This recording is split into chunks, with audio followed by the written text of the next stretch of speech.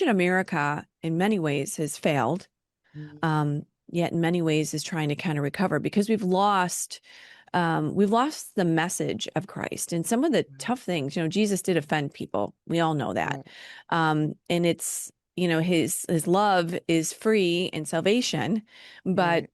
we've got to talk about the tough things in this culture, and I think the church has kind of dropped the ball clearly on this because we're not talking about things from the pulpit that need to be talked about. Right. And I'd like to get your opinion on that and where you think the church was and maybe where you think it's going.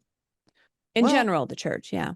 right. I think, every society has its list of things that they argue about.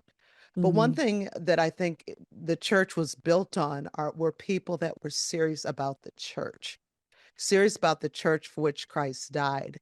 And that's sort of a framework in which I've built even our family and our home is we're built that the church is the only institution in America that Christ died for. So it has to be the most important institution.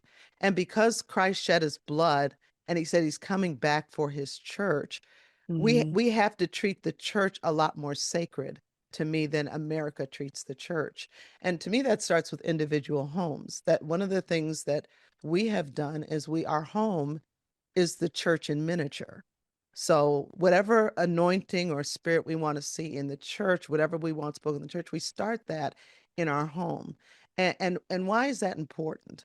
Because we first, to me, as families, as moms, as we're building and we have crisis in the church, when you realize that the church is a sacred institution, I think America needs to do a lot less maybe um going after things that divide us instead of things that unify us.